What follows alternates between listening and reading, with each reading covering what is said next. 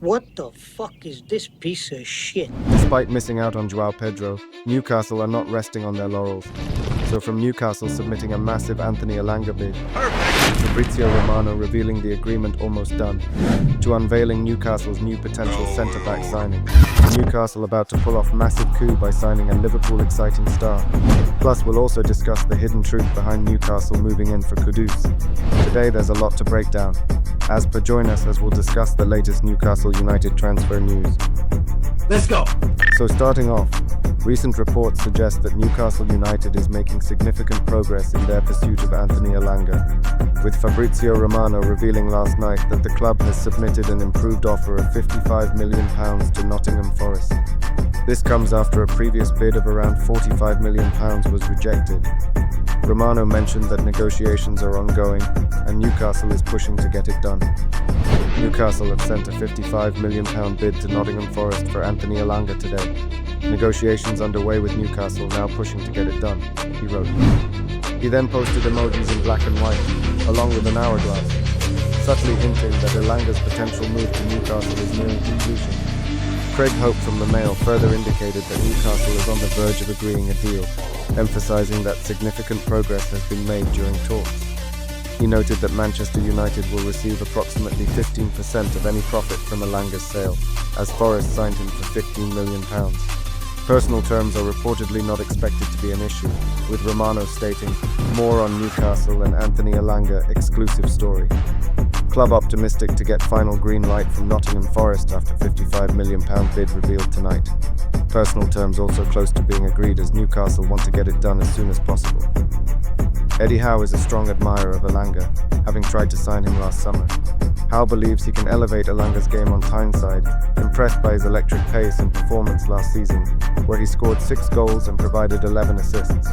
Elanga's durability is another appealing factor. He has missed only 2 games in the last 2 Premier League seasons. In contrast, teammates Joelinton and Barnes have missed 27 and 22 games respectively. His fitness record is impressive, having played all 38 games last season and 36 out of 38 in the previous season. While Newcastle is leading the race for Elanga, according to the Daily Mail, Aston Villa is still monitoring the situation and has not withdrawn their interest. Proximity to home could be a decisive factor for Elanga, but he reportedly prefers a move to Newcastle. His relationship with close friend William Osula and Alexander Isak, who he knows from the Swedish national team, could also influence his decision. Overall, while Newcastle appears to be in a strong position, there are still details to finalize before the deal can be concluded. But do you think £55 million for Anthony Elanga is a fair price, or Newcastle are about to overpay? Still, having lost out on João Pedro to Chelsea at the final stage, Newcastle remain attentive to a potential deal for an Anthony Elanga alternative, despite their recent offer. According to insiders at West Ham, Newcastle is among several clubs showing interest in the Ghanaian international. This was also backed by Sky Sports News. Other clubs who are interested in Kudus include Newcastle United and Chelsea. However, the Mail Sport also reported last month that Tottenham has also entered the fray, having held positive initial talks regarding Kudus. All the so-called top 6 clubs, including Chelsea and Arsenal, have made varying inquiries about the player. Kudus recently switched to the Roof Agency, which represents notable players like Virgil van Dijk and Kai Havertz. West Ham is in a position where they need to sell to address PSR concerns and are willing to lower their valuation of Kudus to around £65 million to facilitate strengthening other areas of their squad. As Newcastle continues to seek reinforcements, Kudus could be a promising alternative target to bolster their attacking options. But between Elanga and Kudus, who would you prefer? Then, as Newcastle United is reportedly focused on strengthening their goalkeeping department by signing James Trafford from Burnley. According to a report from iNews, the club is keen to finalise the deal by next week. Fabrizio Romano has also recently indicated that Newcastle is closing in on the agreement, stating, "Newcastle are closing in on James Trafford deal, final details being sorted. Agreement almost done with Burnley, and then it will be here we go. Newcastle are planning to get the deal done very soon." Trafford, who was recognised as the best goalkeeper in the Championship last season, has the potential to excel in the Premier League. Newcastle is looking for a long-term replacement for Nick Pope, and Trafford appears to be an ideal fit. The prospect of joining a Premier League club competing in the UEFA Champions League next season is likely to be appealing for the young goalkeeper. At just 22 years old, Trafford has significant room for growth with the right coaching and experience. He possesses the qualities needed to develop into a top-class Premier League goalkeeper, making him an important target for Newcastle as they aim to build a formidable squad for the future. While Burnley may not want to lose such a key player, they could be compelled to consider a substantial offer from Newcastle, especially if Trafford is swayed by the opportunity. If the player's head is turned by Newcastle's interest, Burnley may find it challenging to retain him. Newcastle is looking to build on their successful season, which included winning the English League Cup. To compete for major trophies next year, they need to enhance their squad depth, particularly as they will juggle league and European commitments. As one of the wealthiest clubs in the world, in good books with PSR, Newcastle has the financial resources to make this move happen. It seems that a transfer for Trafford is now only a matter of time. But after missing out on so many targets, time is what we do not have.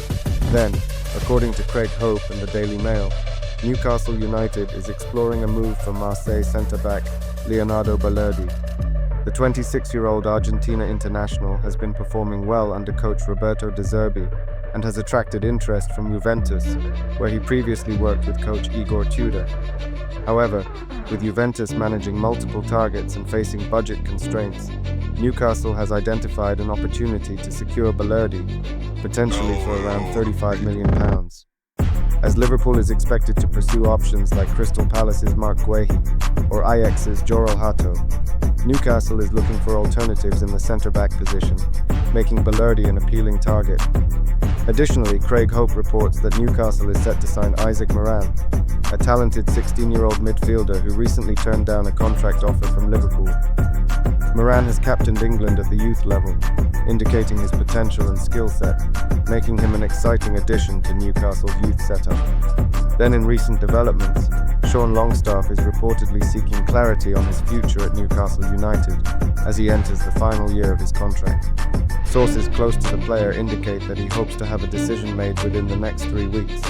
With the bulk of the squad returning to Darsley Park for training next Monday, Longstaff's situation is becoming increasingly pressing. Interest in Longstaff has emerged from at least 3 clubs, including Leeds United, Everton, and an unnamed overseas team, all of whom have contacted his agency, Goal International. Given that Longstaff is a product of Newcastle's academy, any potential sale would represent pure profit, helping to future-proof the club's finances. Newcastle is reportedly looking for around £10 million for the midfielder, but is open to negotiation, especially as insiders believe this summer is the right time to sell. Longstaff's game time has diminished, with his last league start coming in a 4-2 defeat against Brentford last December.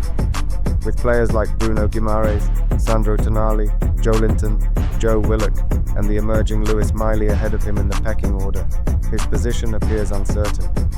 Eddie Howe has praised Longstaff's work ethic and tactical discipline, but with the squad needing to improve technically to consistently qualify for the Champions League, it may be wise to consider moving him on. In related news, Newcastle United is also monitoring Fiorentina midfielder Amir Richardson. The 23-year-old has impressed in Italy since his move from Stade Reims and is being considered as a potential target, particularly if Joe Willock departs, with interest from Crystal Palace and Fulham. Richardson, a technically gifted box-to-box midfielder, has the potential to add depth to Newcastle's squad alongside established players like Joe Linton, Guimaraes, and Tonali. Despite not being a regular starter for Fiorentina last season, he has experience in the Europa Conference League and possesses the raw attributes to succeed in the Premier League. While Newcastle's immediate priorities may focus on securing James Trafford and targeting right wingers like Anthony Elanga, midfield options including Richardson will be explored if Longstaff or Willock leave the club this summer. Then, finally, if you would want to know the scary truth about Jacob Murphy they don't want you to know about, click the video link on screen now.